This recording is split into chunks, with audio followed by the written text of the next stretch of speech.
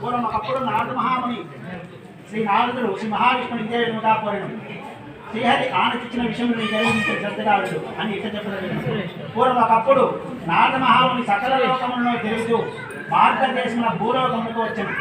నారద మహాముని భూలోకములో మానవులు పడుతున్నటువంటి కష్టములు చూచి వీరికి కష్టములు ఎత్తుకొలవను అని ఆలోచించుతూ విష్ణులోకములకు వెళ్ళను. నారద మహాముని విష్ణులోకంలో చతుర్భుజుండను, తెల్లని శరీర ఛాయ గలవాడను, శంఖము చక్రము గదా పద్మము అలంకారములైనటువంటి శ్రీహరిని చూసి ప్రార్థించను. మనసుతో ఊహించటకు కానీ వాక్కుతో వివరించి చెప్పుటకు కానీ సత్యము కాని అతీతమైన ఓ రూపమున్నవాడా, ఆది మధ్యాంతరహిత నిర్గుణమైనటువంటి సుగుణాత్ముడైనటువంటి ఆది పురుషుడైనటువంటి భక్తుల బాధలు తొలగించినట్టు ఓ శ్రీమన్నారాయణ, నీకు భక్తితో నమస్కరించుతున్నాను. శ్రీహరి ఆ స్తోత్రమును విని నారద మహామునితో అడిగను. ఓ నారద మహాముని, నీ వచ్చిన కారణమేమి, నీ కోరిక తీర్చేదను అని చెప్పాను. నారదుడు శ్రీ మహావిష్ణువుని చూచి, ఓ జగద్రక్షక, భూలోకమున మానవులు నానా యోనులను పుట్టుచు నానావిధ కష్టమును అనుభవించుతున్నారు. వాళ్ళకు ఆ కష్టములు ఎత్తుతలవను, అందుకు ఏదైనా ఉపాయం తెలిపి అనుగ్రహించమని ప్రార్థించను. అందుకు శ్రీహరి చెప్పదగినను. ఓ నారద మహాముని, నీవు లోకహితార్థమై చక్కని విషయమును అడిగితివి. అందుకు ఒక వ్రతము కలదు, అదే సత్యనారాయణ స్వామి వ్రతము. ఆ వ్రతమును భక్తి శ్రద్ధలతో ఆచరించిన వారు ఇహలోకమున సకలైశ్వర్యమును పొందిన వారై పరమమైన మోక్షమును పొందుదురు. అది వినిన నారదుడు అడుగుతున్నాడు. ఓ దామోదర, ఆ వ్రతము ఆచరించడం వలన ఏమి ఫలితము కలుగును? ఆ వ్రతము ఎట్లా ఆచరించవలను? దాన్ని ఇదివరలో ఎవరు ఆచరించినారు? అది అంతా కూడా విస్తారంగా ఎరింగింపమని కోరను. అందుకు శ్రీహరి చెప్పగలిగిన సత్యనారాయణ స్వామి వ్రతము సకల దుఃఖములను నివారణ చేయను, సకల ఐశ్వర్యములను కలుగు చేయను, సంతానము కలుగును, సర్వత్రా జయప్రదముగా ఉండను. ఈ వ్రతమును వైశాఖ మాసమందు కానీ, మాఘమాసమందు కానీ, కార్తీక మాసమందు కానీ, లేదా ఏదైనా ఒక శుభదినమందు కానీ ఆచరించవచ్చును. కష్టములు సంభవించినప్పుడును, దరిద్రముతో బాధపడుచున్నప్పుడును ఈ వ్రతము చేయట చాలా మంచిది. ఏదైనా ఒక వివాదము కలిగినప్పుడు ఈ వ్రతమును ఆచరించినతో అట్టి వివాదము తప్పకుండా జయము కలుగును. ఓ నారద మహాముని, ఈ వ్రతమును శక్తి గలవారు ప్రతి నెలా చేయవచ్చును, లేదా సంవత్సరం ఒకసారినో చేయవచ్చును. ఎవరి శక్తానుసారమో వారు చేయవచ్చును. సత్యనారాయణ స్వామి వ్రతము పౌర్ణమి తీయని కానీ, ఏకాదశి నాడు కానీ, రవి సంక్రమణ దినం కానీ చేయవలను.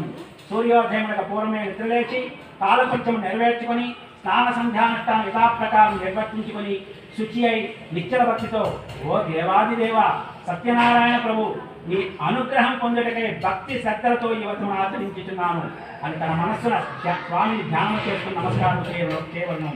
ఆ విధముగా సంకల్పము చేసి మధ్యాహ్న కాలమును కూడా కర్మానుష్ఠానం నెరవేర్చుకొని సాయంకాలం మరలా స్నానం చేసి రాత్రి ప్రారంభ కాలమును ఈ వ్రతమును ఆచరించవలేను. పూజా స్థలమును గోమయముతో కానీ అలికి శుద్ధి చేసి వరిపిండి మొదలుగా 5 రంగుల చూర్ణములతో ముగ్గులు పెట్టి దానిపైన నూతన వస్త్రములు పరిచి దానిపైన బియ్యము పోసి దానిపైన కలశమును ఉంచవలను. కలశమును వెండితో కానీ, రాగితో కానీ, ఇత్తడితో కానీ, తొలుకు మట్టితో కూడా చేయవచ్చును. లోభత్వము చేయరాదు, యథాశక్తి అన్ని ఆచరించవచ్చును. ఆ కలశము మీద మళ్ళా ఒక కొత్త వస్త్రమును పంచవలేను. నూతన వస్త్రముల మీద సత్యనారాయణ స్వామి ప్రతిమను ఉంచవలేను. ఆ ప్రతిమ ఒక కష్టము బంగారముతో కానీ, అర్ధ కష్టము బంగారముతో కానీ, తొలగు పావు కష్టము బంగారముతోనైనా చేయించి పంచామృతములతో అభిషేకము కావించి మంటపమందు ఉంచవలేను. ముందుగా విఘ్నేశ్వరుని పూజ చేయవలను. తర్వాత లక్ష్మీదేవిని, విష్ణుమూర్తిని, పరమేశ్వరుని, పార్వతిని, సూర్యుడు మొదలైన నవగ్రహములను, ఇంద్రాది అష్టదిక్పాలకులను, అధిదేవతా ప్రతిథి దేవతలతో సహా పూజ చేయవలను. మొదట కలశమున వరుణ దేవుని పూజ చేయవలను. విఘ్నేశ్వరుడు మొదలు 5 దేవతలను కలశమునకు ఉత్తరముతో మంత్రముతో ఉదక సమాప్తి ప్రతిష్ఠించి పూజ చేయవలను. తర్వాత అష్టదిక్పాలకులను తూర్పు మొదలు 8 దిక్కులందు ప్రతిష్ఠించి పూజ చేయవలను. పిదప సత్యనారాయణ స్వామి దర్శనం మీద పూజ చేయవలను. 4 వర్ణముల వారు స్త్రీలు పురుషులు కూడా ఈ వ్రతమును ఆచరించవచ్చును. బ్రాహ్మణులు కాని వారు పౌరాణికముగానే ఈ వ్రతమును ఆచరించవలను. పిదప ఏ దినమైనను సాయంకాలం పూట కూడా ఈ వ్రతమును ఆచరించవచ్చును. వ్రతము చేయవారు బ్రాహ్మణులను బంధువులను పిలుచుకొని వచ్చి చేయడం. అరటి పండ్లు, ఆవు నెయ్యి, ఆవు పాలు, గోధుమ నూక, అది లేనిచో బియ్యపు నూక, చక్కెర, లేనిచో బెల్లము, ఇవన్నీ సమానముగా అనగా సేవలం భావ చొప్పున చేర్చి ప్రసాదం తయారు చేసి స్వామివారికి నివేదన చేయవలను. ఆ విధంగా నైవేద్యం జరిగిన పిమ్మట బ్రాహ్మణుడికి యథాశక్తి దక్షిణలు ఇచ్చి పక్క శ్రద్ధగా విని బంధుమిత్రాదులతోడను బ్రాహ్మణులతోడను కలిసి భోజనం చేయవలను. సత్యనారాయణ స్వామికి ప్రీతిగా నృత్య గీతాధికములు జరిగించవలేను.